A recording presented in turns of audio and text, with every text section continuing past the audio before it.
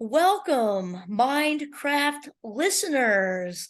My name is Kimberly Quinn, and I am here with the amazing Jeremy Rochford to talk about, well, maybe, Jeremy, why don't you tell me what we're talking about? We're going to talk about a bunch of stuff, but today it's going to all center around the Snowflake Principle. And I have to be very clear. This is something I developed in the early 2000s before it was political. So now I have to tell everyone the Snowflake Principle has nothing to do with politics. It has something to do with science and how we can apply it to our behavioral health. Oh, I love it. I love it. So Jeremy, tell me how you get started with this. Maybe a little bit about your background. Yeah, so this all came to be at its core when I was on a weight loss journey. First, I lost 120 pounds in 9 months. And then, unfortunately, I gained it all back within 3.5 years and more, which then put me on a path to lose 200 pounds. And that 200 pounds has been off now for about 20 years. What I got so frustrated with was that I thought I was fairly intelligent. And I'm not sure if you've ever been in these situations where you're like, dang it, I should be able to figure this out. I'm good. It's like the old SNL skit. Like, I'm good enough, I'm smart enough, and gosh darn it, people like me. And if that's true, I should be able to figure this out. And so that's what got me so frustrated about this. And so, having lost the weight the first time, I was really critical that second time to go, okay, where did I fail? And what I learned was there were two main faults. One, I did not separate the science from the emotion. Hmm. Also, I took to heart sort of the extremism that can be weight loss, the all or nothing thought process. And that's where to rebuke and get out of that mindset is where the snowflake principle came from. So I'd Okay. like to unpack that for a second if you'd like. Totally. Fabulous. So, what do we know about a snowflake, Kimberly? Unique, different. No, Absolutely. no two are the same. And all of that's true under 32 degrees. But what happens at 33 degrees? They melt. Which means every single snowflake is also exactly the same. Okay, all right, right on. So, here in this snowflake principle, we have two absolute truths that are both absolutely correct that seem contradictory, but aren't. And that's the way I realized I had to look at weight loss. So, when it came to weight, there were certain things that have to be done. I had to think intentionally. I had to move intentionally. I had to nourish myself intentionally. I had to rest intentionally, and I had to hydrate intentionally. Those five things are non-negotiable.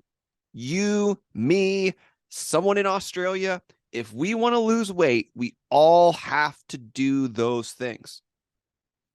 However, how we apply those to our lives are going to look absolutely different.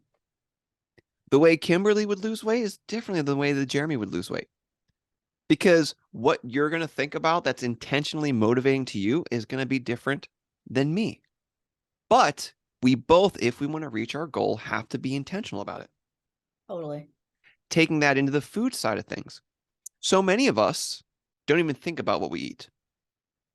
We're very unintentional, or it's always been this way, or I don't have the time, or whatever myriad of belief you want to have in there. Well, you've got to make sure your thoughts are congruent with your goals. And that's where the CAN process started from, which is a weight loss program I walk people through. And it's focusing on what you can do, not what you can't do.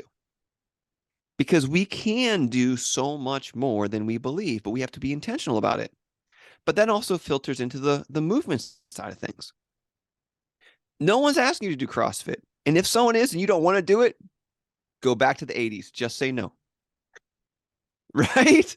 Like, that's where I love this snowflake principle is it gives you the parameters of what you must do, but gives you full autonomy on how you do it. You must hydrate well. So many of us are underhydrated. But whether you drink the water warm, you drink the water cold, you binge drink it, or you break it up 8 cups, like you do you. Like that's why I love this philosophy, and that's why it's allowing me to not only lose the 200 pounds, but it's allowing me to keep it off. I don't want to say effortlessly, but without frustration, Okay. because I understand these are the things I must do, but how does it apply to my life? Right. Which then started to filter out into other aspects of things that I wanted to accomplish. Oh my gosh, absolutely love this. And Jeremy, as you know, Mindcraft is all about living deliberately. Mhm. And it all starts with the, as you know, you're talking about right here, thought. We have to be, intentional if we want to see any positive change in our lives, right? If we just throw caution to the wind and fly by our asses, then we're going to get what we've always done. It won't be different. We're coming from the vault of the unconscious, right? It's good. Same thoughts, same feelings, same behavior, same. And Yep. what I'm hearing you saying is gelling beautifully with what our whole theme is here, which is thoughts come first and intention is huge. Very much so. Very much so. It's coming to the point where you're telling yourself what you're doing. And it's not to the point of roboticness, because a lot of people will hear that and they might go, oh, so I don't get to have feelings? No, you get to feel. You should feel the feelings, but you should also have enough dominion over your feelings to say, all right, I felt the feels, Right. and that was great for a day. Right. But is it worth being depressed and lamenting for 3, 4, 5, 8 days? No.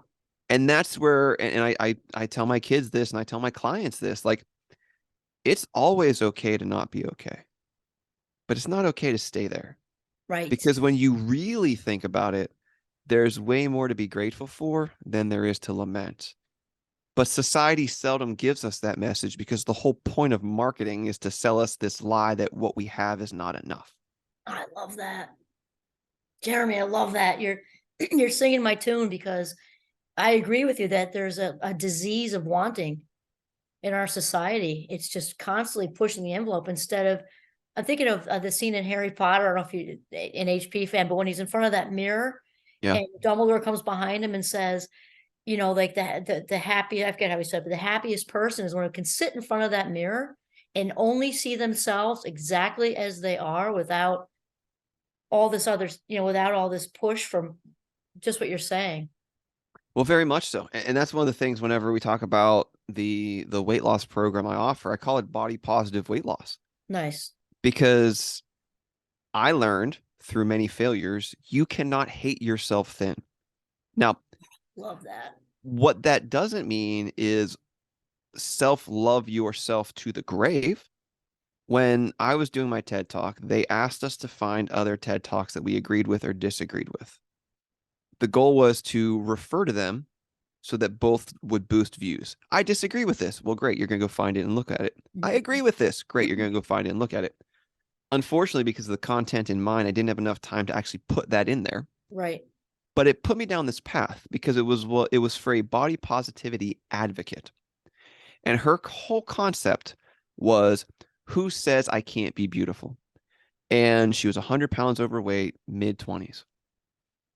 I think she's asking the wrong question, because by asking that question to me, she's giving the definition of beauty to other people. The question I think that we should be asking is, do we love ourselves enough to do the things we ought to be doing despite what society tells Oh, us? I love that. And so when you look at it through the terms of weight loss and body positivity, should you be so extreme with your weight loss that you miss out on all the freedoms that come from actually losing weight? No, Right. because then you're just changing the bondage of being overweight to the bondage of keeping up this image. Right. But on the flip side of that, if you're constantly 30, 40, 50, 75 pounds overweight, and your knees weren't designed for that amount of pressure for that amount of time, or your back wasn't designed for that amount of Right. pressure for Right. that amount of time, are you truly loving yourself well by carrying that extra weight? I would say no either, Love it. because science will hold us accountable for all the decisions we make. Right. And so to me, there's nothing more self-care than doing the things that our body asks us for. Our body seldom asks us for fast food in multiple servings. Our body seldom asks us to be sedentary. Our body seldom asks us to be dehydrated. Our Right. body seldom asks us to be laced with caffeine. Notice I'm saying seldom because I got a coffee right now and I'm talking to you. This is not throw everything out. Again, we Right. talked about abolishing the extremes. But to me, there's nothing more body positive and self-care inducing than doing what your body is desperately asking you to do, which is to take care of it holistically. And the self-love. Oh my gosh, Jerry, I tell you, I just did an episode not with all the weight loss stuff, and it's so beautiful because it gels so wonderfully. I did something called hashtag self-care is not selfish. Mm, That the whole thing is the self-care thing about keeping ourselves filled up, authentically and all of that. Is I don't think people, and it's gelling beautifully with what you're saying about weight loss, is the root of it is self-value. We cannot take care of ourselves we don't value. It all comes down to knowing your value. yeah, 100%. So one of the things that I work with my clients on, and if you're a fan of the hero's journey, this should resonate. What I had to learn when trying to lose weight was that there were three specific conflicts that I was fighting at the same time. I had my external conflicts, my internal conflicts, and my philosophical conflicts. What's frustrating for most people who are trying to lose weight is they take weight loss advice from people who've never lost weight. That's huge. I Wow. really want you to Yeah. think about that far too often. And I'm guilty of it too. I'm in my 40s. Don't get me wrong. I'll see some dudes on Instagram and I'm like, damn, those dudes look good. But I've got two kids. Both of them are autistic. Like I don't have the time to spend 2 or 3 hours at the gym every other day or even every day. Right. And so like what they're gonna tell me to do, I physically can't do. Right. And so we stop and or my fault, we seldom stop to think, is this information applicable to me now? Because one of the things I work with a lot of my female clients is a lot of them want their pre-baby body back. And the first thing I ask them is, cool, but were you happy with that body then? Well, there you go. Okay. I've yet to have someone actually say yes. And if Right. that's the case, then why go back to something that you know you weren't happy with? Right. Why not figure out what is missing in your life that's making you unhappy as it relates to your body? Figure out a way to edify that need while also allowing the physical, the mental, and the emotional to be nourished as well. And so in learning all this and figuring this stuff out for myself, I realized there's an external conflict, an internal conflict, and a Mhm. philosophical conflict. Most people, whether they're qualified or not, give advice on the external stuff. This is your meal plan, this is your exercise program, Mhm. right? But beyond that, though, there's a physical realm. My fault. There is a internal realm. There's an internal conflict of the things we say when we look in the mirror, when we step on the scale, the things we say about ourselves that we'd never say about anything else or anyone else. Right. Like the amount of hate we throw on ourselves when we look in the mirror without clothing is ridiculous. Mhm. Mhm. But beyond that, there's that philosophical idea of value and worth. And that's where you touched upon. Everything has to stem from that Everything. because a lot of people don't feel like they're worthy or they pass that off because they've taken on another identity. Well, I'm a parent, so I come last. Obviously, there's the cliche of the mask comes down, you've got to help yourself before your kids, but Mhm. I'll take it a different direction because it changed my life. When I was in the music industry working in Nashville, a very successful artist came in, female artist. She's in her mid 40s, probably late 40s at that time, very successful again. Just had my first kid. And we're going to get very authentic. So she ended up having foot and mouth disease. She couldn't go into school, so she came to the office because I had a more leisurely schedule than my wife did. And so, of course, the female artist who came in is just eating it up. You know, there's my 3 year old. It's adorable. And so she turns and she looks at me and she says, "Do you want the best for your daughter?" And I was like, Yeah. She's like, no, really, do you want the best for your daughter? I was like, yeah. She's like, then never forget this. You lose the right to tell them that they could do or accomplish whatever they want the minute you stop pursuing that in your own life. Wow. That's powerful because it's like the when parents do try that do as I say, not as I do thing. Very Definitely much doesn't fly so. with teenagers. You're gonna get the double finger up. Like if you're 100%. smoking and you're telling them not to smoke, Dude, they're chucking birds all day. You're yeah, overweight they're and you're trying to chucking tell you, birds right? all day. You're overweight and you're telling your kid they need to lose some weight. Like who are you? Right. Right? You're telling them they need to be nice to their friends and they're MFing the sports because, your team sucks again. Like Or gossiping or whatever, right? exactly. And but that whole concept of never give up on your dreams is the best way to show that to your children that anything's possible. Whether it's our publishing dreams, our speaking dreams, our Right fitness, like, on. no matter what our dream is, I would make the argument that we owe it to not only ourselves, but the people who are watching us, our children, our spouses, the Mhm. people who are actually worth our attention.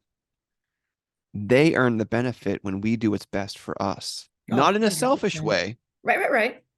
but in a beneficial way, not a narcissistic way, Right. but in a but Authentic. in a but in a rising tide raises all ships kind of way, Nice. Love the plug. right? Shout out Totally. Jake. Right. Totally. Oh my God.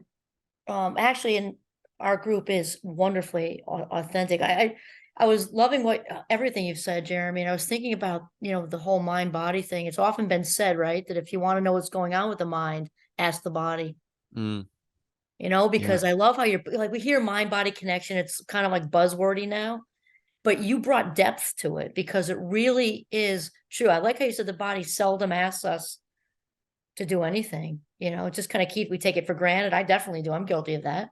Yeah. Keep plugging, put in, and how that to really know that value, and also the whole hashtag self care is not selfish thing is the good selfish versus the bad selfish. I think they're two different ways to go. Like the good selfish is keeping ourselves filled up so that we can be able to give. We can't give what we don't have, right? Yep. And then the other thing you said, Jeremy, made me think of just of alignment because you've been talking a lot about the external and the internal. And I know I feel it. I'm sensitive to because I'm constantly, contemplating things. When I'm out of alignment, I'm like, I'm out of alignment. When the outside is and the inside are in sync, I feel like I have the world by the ass. Yeah, 100%. And I feel like the whole concept of the body keeps score isn't just negative ways. You go on some type of fast, whether it's a social media fast, Right, right, right? Like you cleanse your body of some of the things it's not asked you to do for the past X amount of years. How right. good do you feel? Great. Well, exactly. And I feel like the whole concept of the body keeping score is often presented as a negative because it's typically associated with trauma, which again, very valid. But it Yeah. also keeps score of the positive stuff we do. If you do yoga for an entire month, your body is going to feel fantastic. Yes, yes, yes, yes. If if you make it your intention to get hydrated, your body is going to feel great and it's going to respond. So I feel like the tally of the body keeping score goes both ways. Far too often, though, it's represented in the negative context. But I feel like if we're being honest, we need to build up the positive context of that as well. Oh, I love this, Jeremy. Vanderkolk is the body keeps score guy, right? Did a Yeah. lot of work on trauma, and he's amazing. Though I 100% agree with you that maybe it's time to do a shift, and not that that work's not all important, but the positive can be super motivating. Well, 100%. And as I look in my life and neurodiversity and inclusion is starting to be a very much a common theme, maybe there needs to be more diversity and inclusion of positivity in some of these conversations because we're really good at bringing out the negative in a lot of it. Mhm. But like you said, so much work has been done to show positive studies on positive reinforcement. And Oh, go ahead. look at corporate culture, right? Like how many times have you heard people say, we don't quit jobs, we quit bosses? Oh, yeah. Well, we're probably not quitting bosses who are being favorable to us, Right. right? Good leadership. Right. Right? I've never heard anyone go, I have too much damn autonomy. What am I going to do here? Time to quit. Right. And then they really got to stop that one catered lunch a month where we all hang out and get together. That's killing me. Right? What I get off, I get paid time off from December 22nd to January 1st. Y'all suck, right? Like, but the thing is, it's amazing. We spend all this time and money to try to make arguments about what's wrong, but why not take the other reality and say, well, what's right? And let's extrapolate that, which sort of ties back into the weight loss programming concept of can.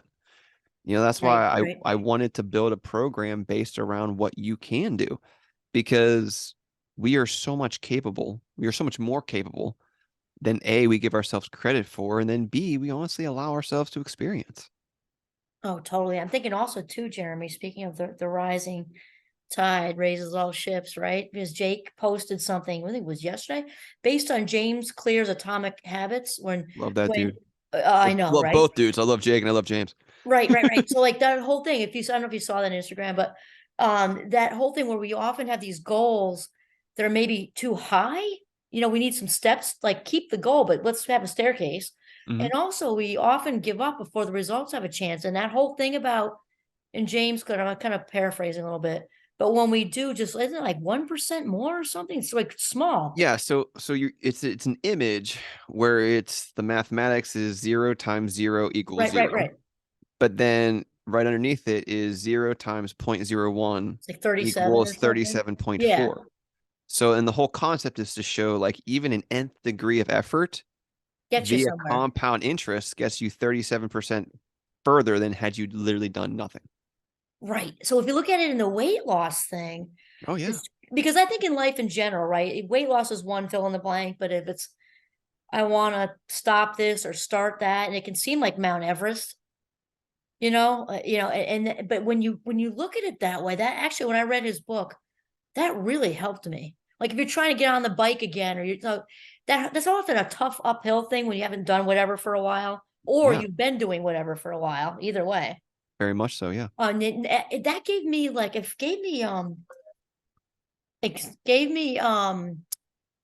incentive to really get going. I think it was the bike, it was the Peloton, because I'm like an outside person. I don't even like that. But Yeah. I'm like, you know what? If I do 10 minutes a day, 10 minutes is better than no minutes. Like on the days 100%. when it's monsooning, otherwise I am outside. But like on the days when it's 10-pound drops, um, it really got me going. No, and I love that James has done such great work to empirically prove what we feel. Ironically, this is what I love about talking, not just with you, but with people. It's like you never know where the conversation was going. So we started talking about the snowflake principle, but also separate the science from the emotion. Right. I think James has done a really great job of putting scientific data to a lot of our feelings. Oh, totally. Because how many times will we say, like, I feel better if I do something every day to further the business or my health. But then James comes along with the empirical mathematics and goes, well, the reason you feel this way is because of science. Here's the right, Here it is. right. And so I love that we're starting to, in an age of AI and all that, we're starting to see our emotions and our feelings and our thoughts on paper. Yeah, yeah, yeah. Right And on. I feel like that helps us process things that we maybe a few years ago didn't know how to verbalize. Right, right, right. And Jeremy, I'm actually thinking of something else that ties into your fabulous weight loss philosophies and everything is also James Clear, just came into my head this minute, is his whole idea of habit stacking. Oh yeah. Yep. Because when you're already starting and you're starting to gain a little bit of momentum, losing weight, I wonder if did you have that happen along your route where you gain momentum, it got a little easier. I'm not saying easy, but like got like easier to maintain, kind of like when you play guitar, you start to get calluses after a Yep. month or two, you're playing Margaritaville. You know what I mean? Did it get like a little easier to maintain and then you found yourself able to stack a little bit? Yes, shout out to the guitar players, because if you can play a C, if you can play a G, you can play a C sus, and then all of a sudden you're playing a D sus, and now you're playing Wonderwall for all your friends. So yes, habit stacking I think was very important. Now, 20 years ago, didn't really have much of a name, and maybe we did. I just wasn't into Hmm. as much of the development as we are now. But it's that whole concept And this is what I help walk people through when I'm coaching them of how, life's hard enough. How do we make it easier? Right. Right. So like let's use trying to lose weight. So most of us, or maybe it's just me and I'm bad at life, but most of us are busy and rushed. And so if that's the case, when you have a moment of free time, instead of being tied to our phones and things that really don't matter in that moment, how can we step back and go, okay, if I just set my shoes out and if I just set my running shorts out, I'm more likely to actually go running tomorrow. Or if I know I'm going to have salad tomorrow, why not just pack it? So all I Right. have to do Right. is grab it.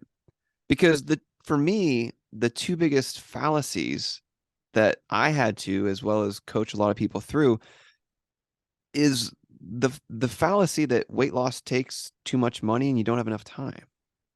And none of that's true. We all have 24 hours in a day, Right. but the people who are intentional with that time are the people who are successful. Because who's in charge of your schedule? When you're first in charge of your time and telling it what to do, then you've got the freedom to pack your salad instead of forcing yourself to grab a $24 salad, which is why it doesn't cost. Because like you break it down, you can from home, you could have a salad with graham crackers and water for about $1.90 for a lunch. Right. Right. How's that more expensive than McDonald's? Right. Right. But it's the two biggest dominoes. It's the being intentional aspect. It's bringing back to what James was talking about, habit stacking. It's what's that first habit? I'm going to exercise. Great. How can you make habit? How can you make Mhm. micro habits within that? Well, I'm going to make sure that my shoes are out and I've got my running socks. I'm going to make sure that 3 days ahead, like with me, like let's bring this into real life. So I play hockey. Mhm. That's how I like to stay active. I just love playing hockey. Well, to play hockey, sorry to get all personal, I've got to have special underwear and socks. Right.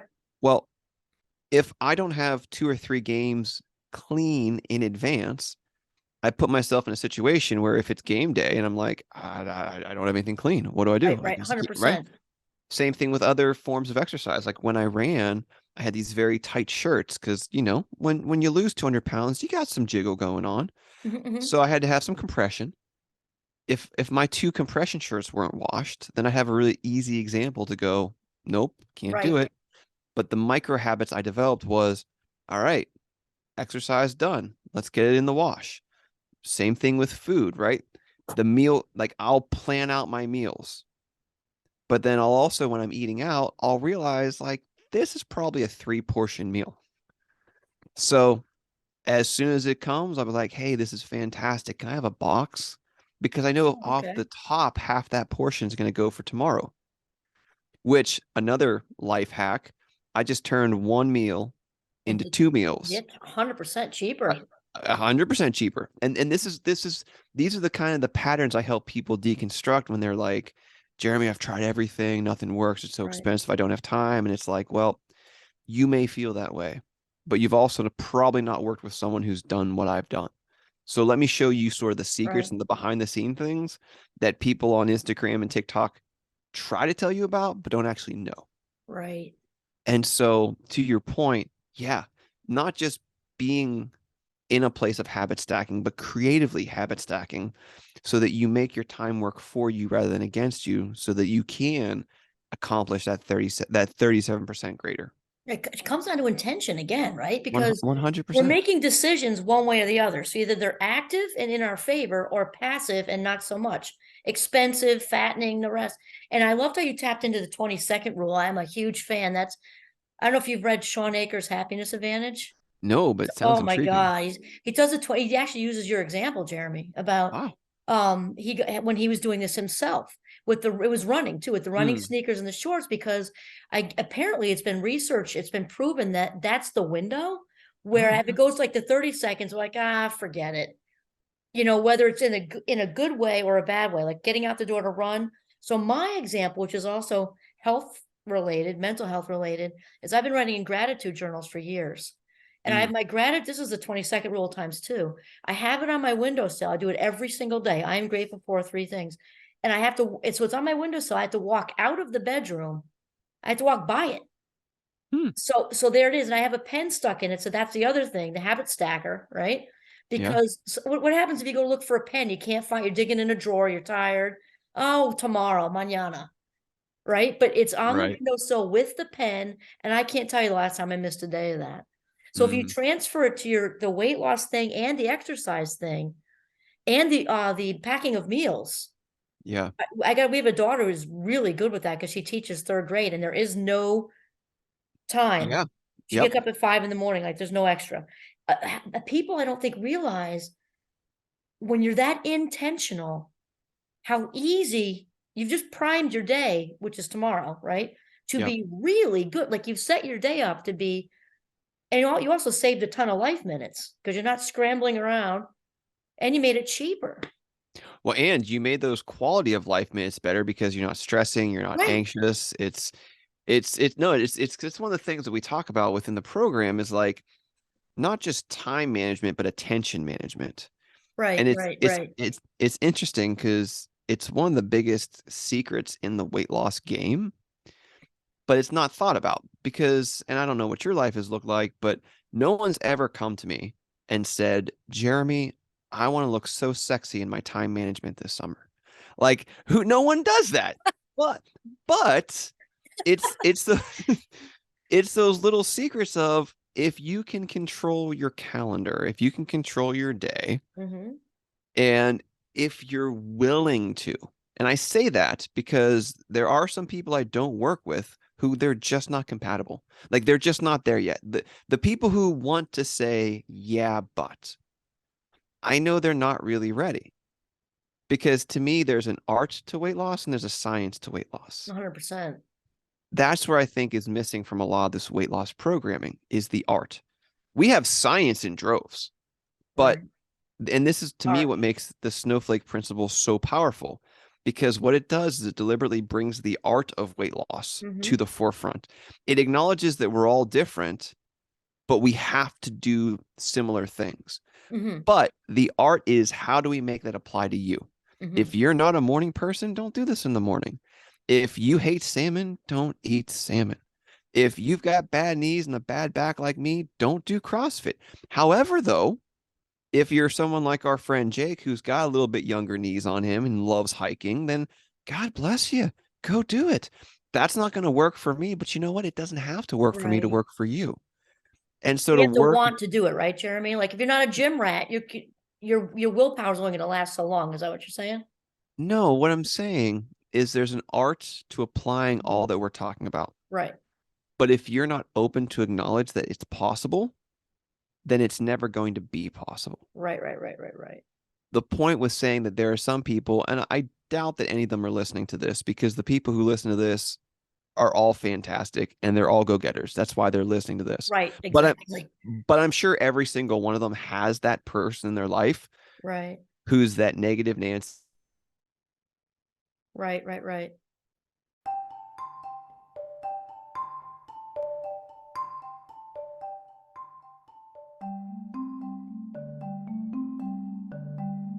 You're not going to do the things. Right, right, right. Yeah, we're all, I guess where I was going with that example, I was thinking, Jeremy, is like as far as the exercise thing, it seems like you have to want to do it. You know what I mean? Like if the Yep. gym is not your, if it's a painful thought, don't do that. Hmm. Run or swim or something else, right? Yeah. Okay, Well, and so that's go ahead. okay. No, I was gonna say like that's what I'm talking about. Like that's the whole thought process behind can, which is you've got to get active. Gotta move. What do you want that to look like? Gotta Is move. I've got some clients who are walking their dog every day and they're losing 50 pounds in 6 months. Wow. I've got I've got other clients who are running 3 miles a day and that's what they're doing. And they're having great successes. See that? See, that gives hope to a lot of people, I think, Jeremy. And it's also a wonderful way to roll into our wind up here because you're talking a lot about how you can help other people. And maybe you can, if you have a little bit more to say on that, and then maybe we can tell our Mindcraft listeners, how they can find out more about you. Yeah, if you have any questions, if you agree or disagree with anything I say, I'd love to hear from you. I'm not opposed to any feedback. In fact, I love having conversation on any side of this topic. So if you're interested, if you want to learn more about what we're talking about in terms of weight loss, how to help can apply to your life, get in touch. You can find me at rochfordwellnessacademy.com. So it's just my last name, rochfordwellnessacademy.com. You can go there, you can find a bunch of success stories, you can find a little bit about what we're doing, you can find my TED Talk, you can find a direct way to contact me. Like I said, if you're like, no, you're way off, let's have a conversation about it. If you're like, oh my gosh, this dude finally gets it. I found my spirit animal. I must work with you. Contact me there as well. Anywhere in between. And that's how you and I met. We just love talking. We love meeting people. And I got to meet you. And so here we are. So I'd love to, 100%. if you have any interest in what we're talking about, shoot me a message, rochfordwellnessacademy.com. Okay, and what I'll also do, Jeremy, if it's okay with you, is I'll put it in the link below. I'll put all your info below so they can just click on that. I'll put your TED Talk there too. So if folks want to check that out, it'll be right there, handy dandy. Yeah, it'd be great. Sound good?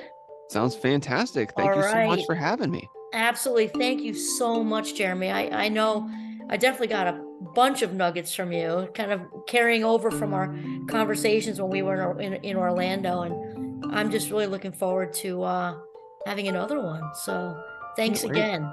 Yeah.